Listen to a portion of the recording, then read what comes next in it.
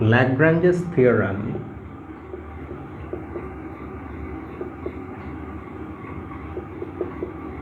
implies that Hk is not a subgroup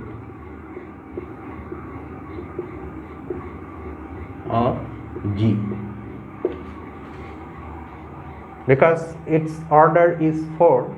Lagrange's theorem says that the order of a subgroup should divide the order of the group. That is not happening here, so it cannot be a subgroup. We now want to figure out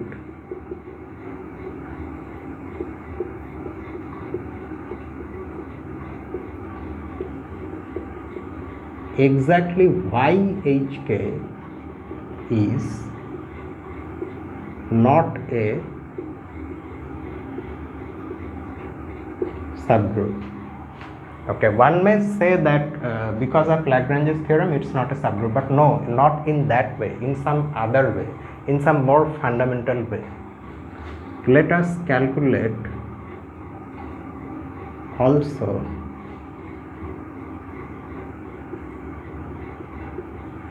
the other possible product Kh.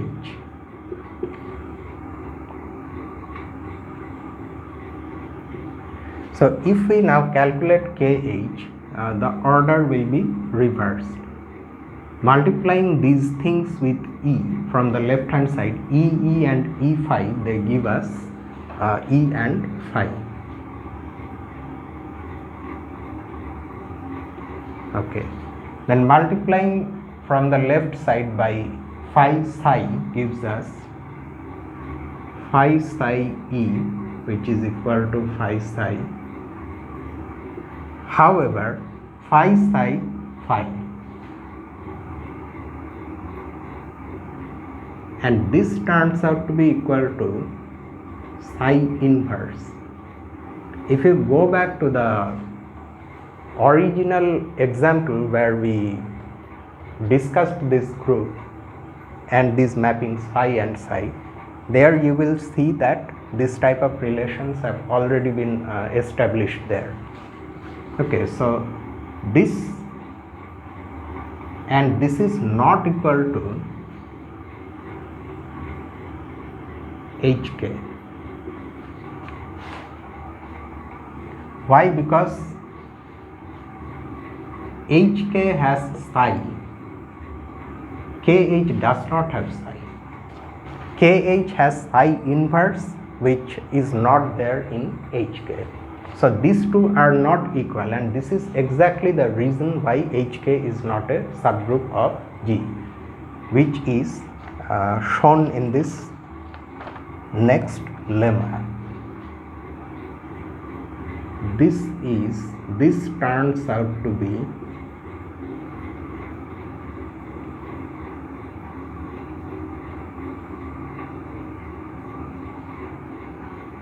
the reason why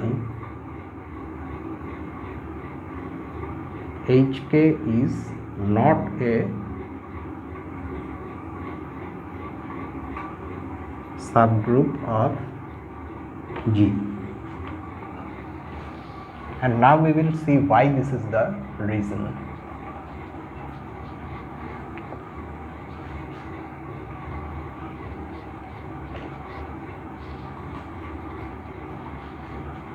So the lemma actually says this. This is lemma 251, and the first result of the section 2.5. Let G be a group and H, K be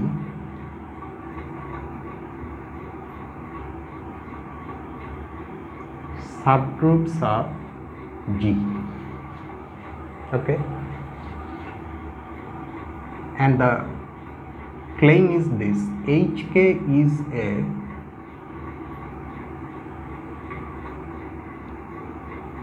subgroup of G if and only if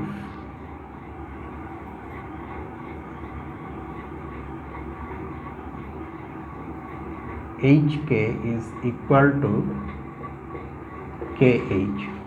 That is the case when it becomes a subgroup, and if it is subgroup, this has to be the case. So this is a necessary and sufficient condition for Hk to be a subgroup. So let us now see how we can prove this.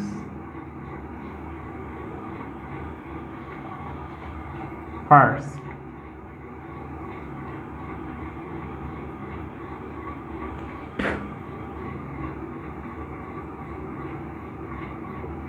assume that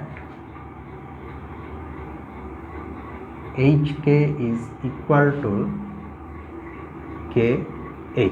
We want to prove that this is a sufficient condition for Hk to be a subgroup. That is, if this is true, then we have to show that Hk is a subgroup. Okay. Clearly,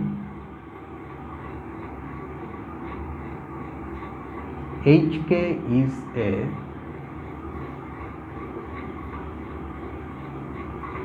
non-empty subset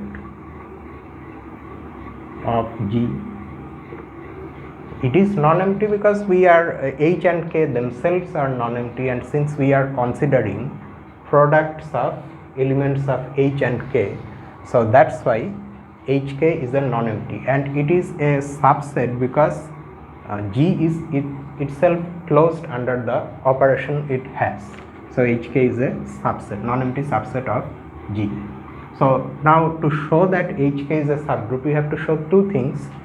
Hk itself is closed under that operation, and the inverse of any element in Hk as calculated in G should again be in Hk. Okay, so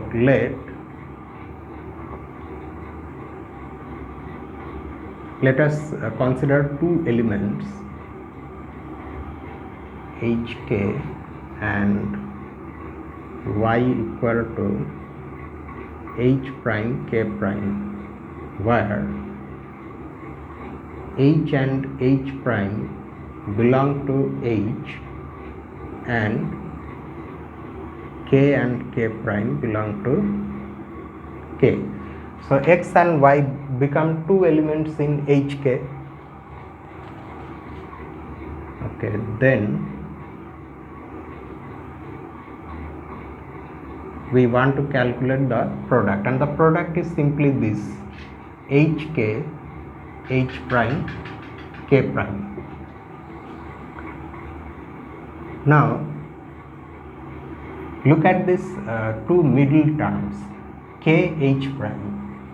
From the form of this product, Kh prime by definition belongs to Kh, simply because it's a product of one element of K and another element of H in that order. But we are given that Hk is equal to Kh, so this is equal to Hk.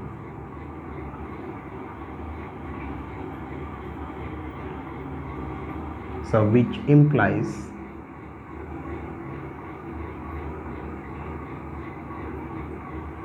Hk prime, sorry, what am I writing? Kh prime should be equal to H1 K1 for some H1 belonging to H1 and K1 belonging to H1 belonging to H and K1 belonging to K, because now it's an element in Hk.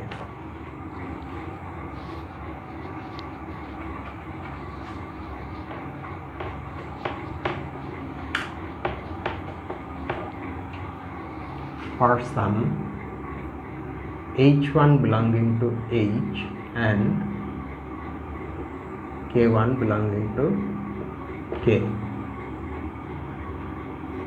But then xy is equal to, originally it was Hk, H prime, K prime.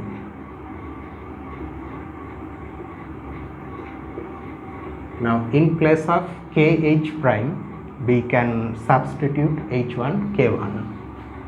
So h1 k1. Okay, since h and k are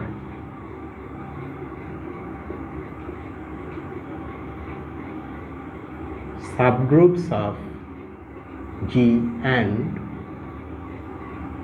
h1 they both belong to H, and k and k1 they both belong to K, we have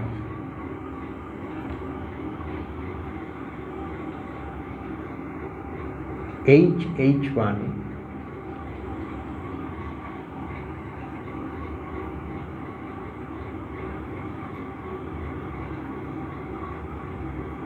or what do I want to write? h1 belongs to H, and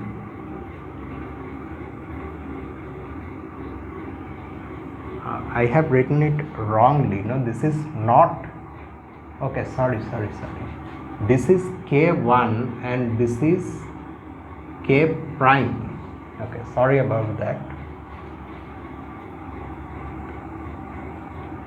H and h1 belong to H, and k1 and k prime belong to K. So we have this belonging to H and k1 k prime belonging to K. Okay, hence the product xy has now been written in this form: an element of H times an element of K, and so by definition it belongs to Hk.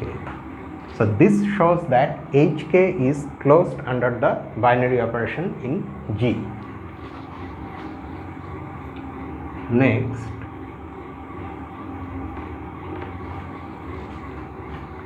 what about X inverse? X inverse, we also want to show that the inverse of an element in Hk is in Hk. So X inverse is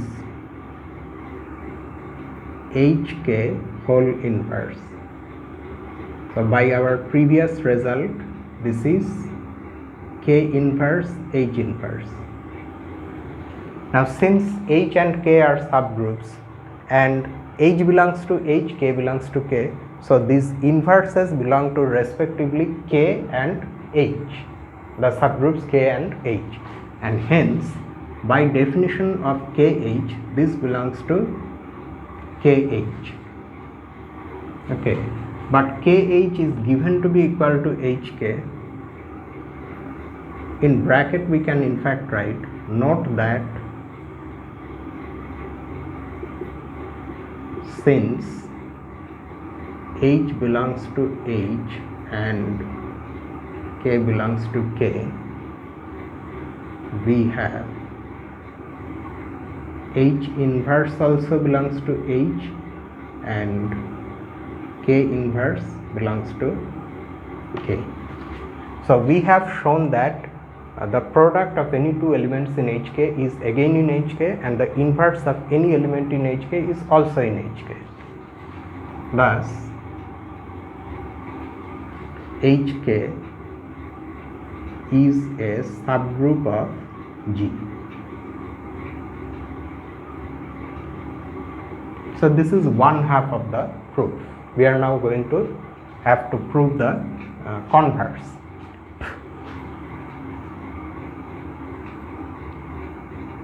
Conversely,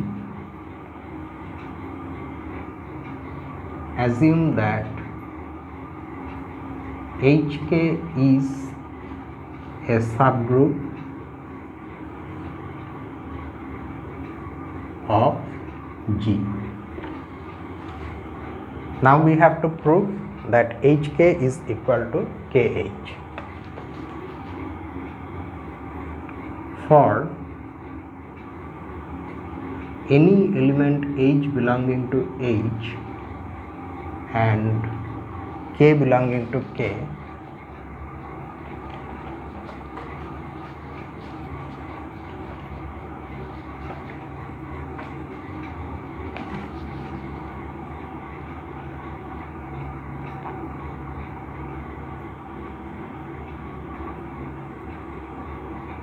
we have kh, okay, kh inverse, right?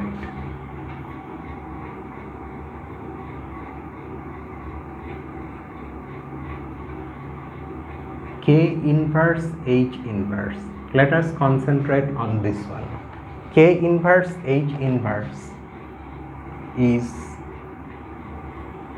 equal to, okay, will it give me any advantage? Let me first think. I want KH to be in HK, okay.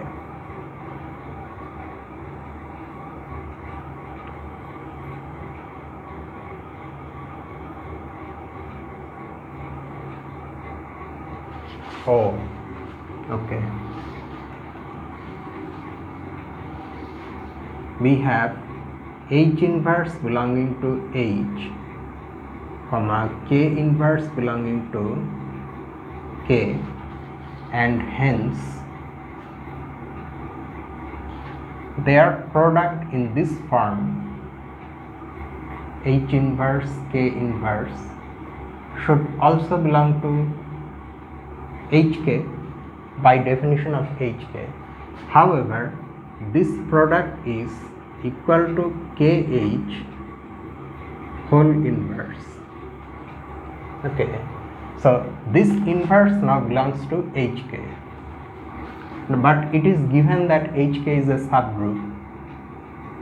Since HK is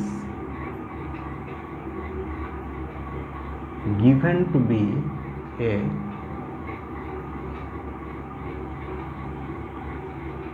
subgroup of G, this implies, now treat this inverse as an element in HK. So since HK is a subgroup, the inverse of this inverse should also belong to HK, and that is nothing but KH. This is KH inverse whole inverse. This should also belong to HK. Now note what we have, how we have started this calculation. We have taken any element H in H and any element K in K. So this KH is a general element of KH, and we have proved that any such element belongs to HK. So this shows that KH is a subset of HK. Hence, KH is contained in HK. Next, let X be any element in HK. We now have to prove the reverse inclusion. Be any element. Okay. Since HK is a subgroup, we have X inverse also belonging to HK. Thus, X inverse should be equal to some element of H times some element of K for some H2, because we have already taken H1, K1, so let us take H2 and K2, and K2 belonging to K. Then what is X? X is the inverse of X inverse. So X inverse has its own expression, it is H2K2. So it will be its inverse, and this according to our formula for inverse of a product in a group, K2 inverse H2 inverse. Now H2 is in H, so H2 inverse is also in H, K2 is in K, so K2 inverse is also in K. So this product by definition belongs to KH. So you see that now any element of HK has also been shown to be in KH. Thus HK is also a subset of KH. We now combine these two subset relations. Okay, this gives us HK equal to KH, and that completes the proof. So if you change the order of the subgroups in these products, if they stay the same set, then the product is also a subgroup, and conversely. Now, having found this necessary and sufficient condition, we can now look at this same thing in a very special case, and that is a corollary to this lemma.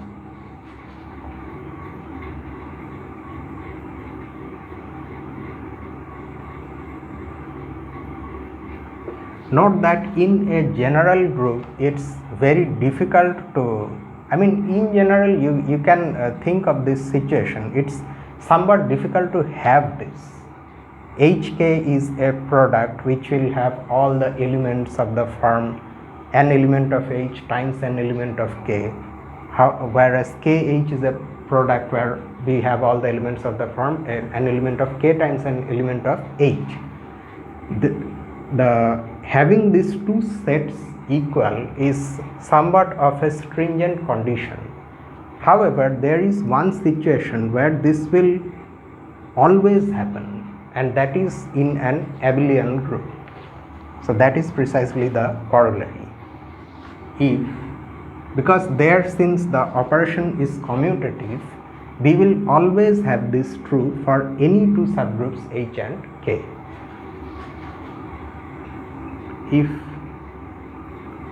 H, K are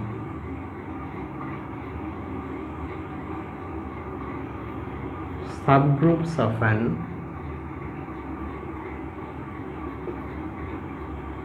abelian group G, then HK is also a subgroup of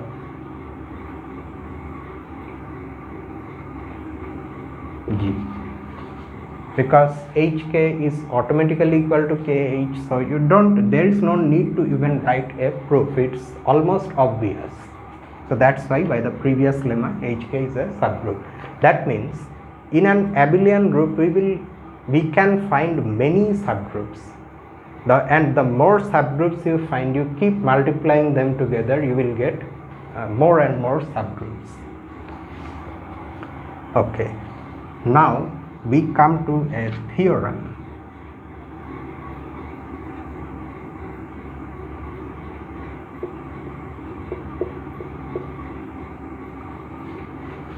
Okay, fine. So we now know, we have defined this product HK of two subgroups. We know when it is a subgroup, when it is not a subgroup. However, irrespective of it being or not being a subgroup, we can legitimately ask how many elements this subset has if H and K are finite subgroups.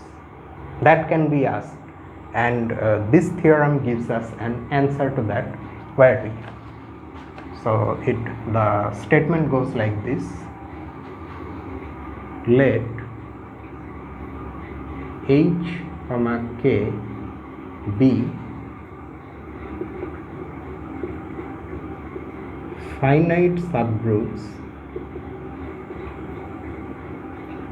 of a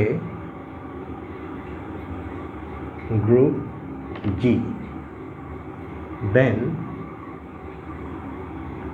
order of Hk, that is the number of elements in Hk, as an expression of this form: order of H times order of K divided by order of H intersection K. Okay. Note that there are some things to note about this statement. One is that H and K are finite subgroups of G. G itself may not be finite. There is no need for finiteness of G. If H and K are finite, then can you automatically see that at least Hk is a finite subset? Because after all, what we are going to do when we calculated Hk in case of that group S3, H and K, each one of them had 2 elements. So since we are considering products of this form Hk, where H is coming from H and K is coming from K, so there can only be finitely many such products. Okay.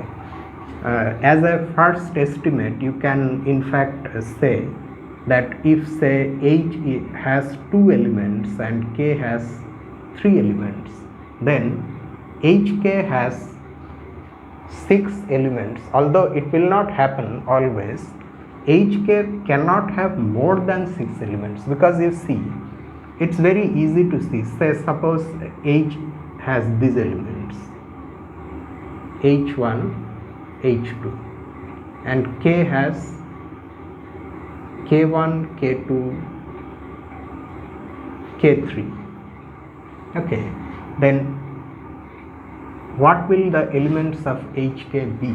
If we just simply list the products, you are multiplying all the elements of K from the left hand side by say H1 first, then you get H1 K1, H1 K2, H1 K3, and then you do the same thing with H2.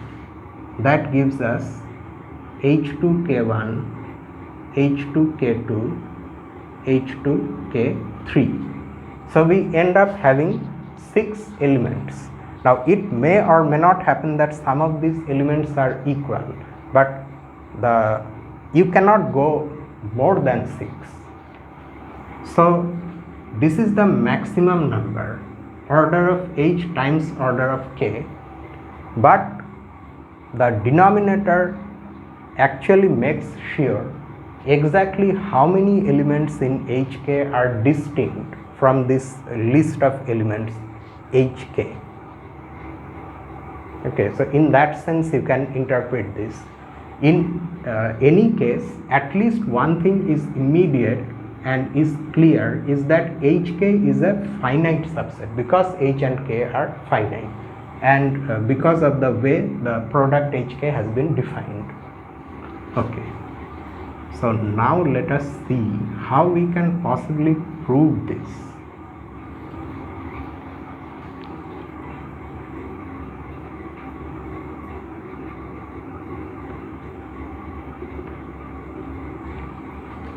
Now before we prove the general result, as the author suggests, and it's true also, it's beneficial to look at a particular case, namely the one where the denominator is equal to 1.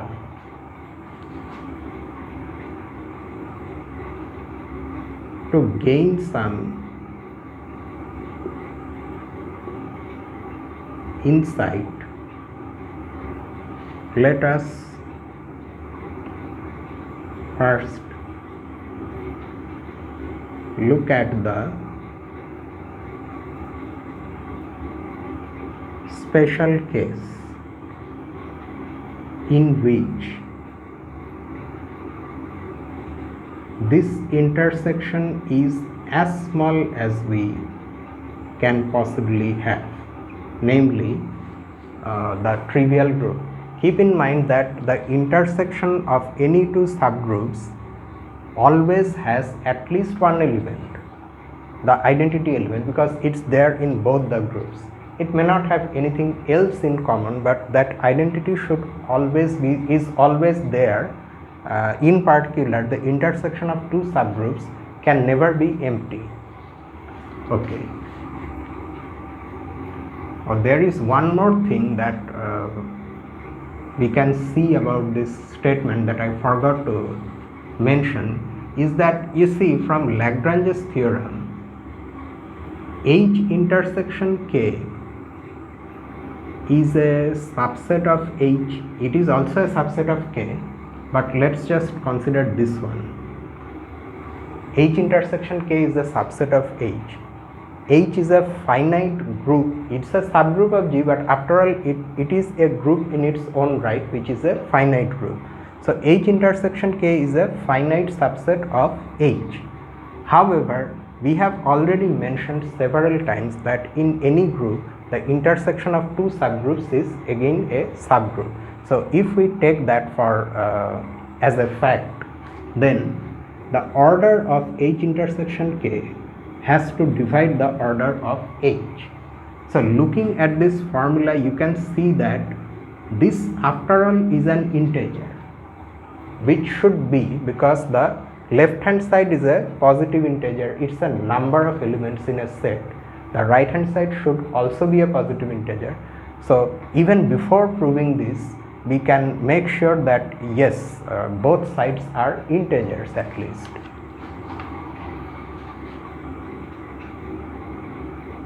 Okay. Now in this case, where H and K have trivial intersection, we say like that. Okay, when this happens, we say that H and K have trivial intersection. The denominator will be 1. So that means in this case we have to prove that this is equal to the product of the orders. In this case,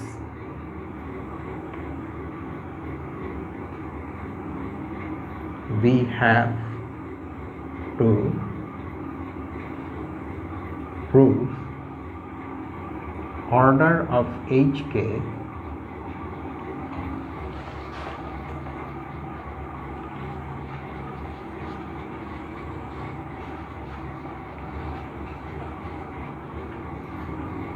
is equal to order of H times order of K.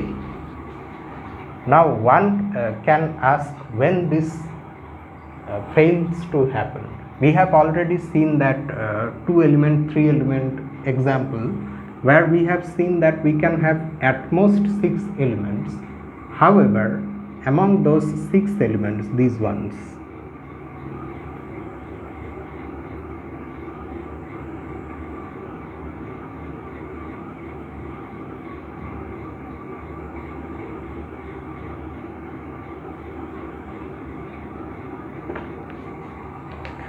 say this is such a situation where H has 2 elements, K has 3 elements, and their intersection has only the identity element.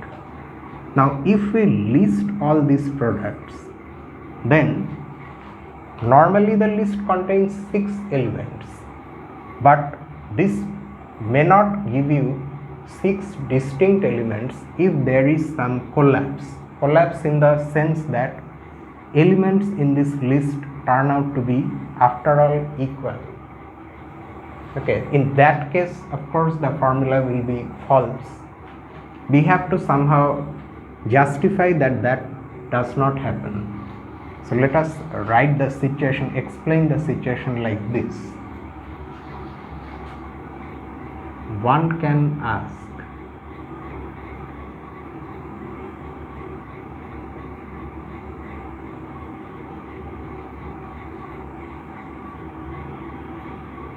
how does this fail to happen?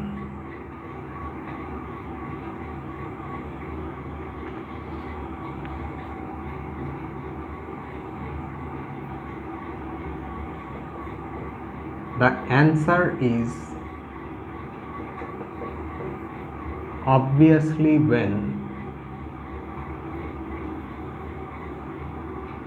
some elements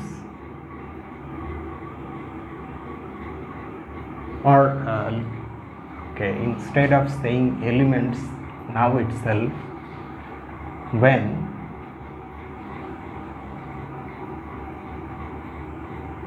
there is some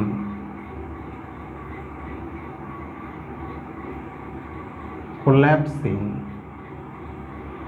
in the list of elements or list of products Hk with H belonging to H and K belonging to K. Now we should make precise what we mean by this collapsing. That is, we may have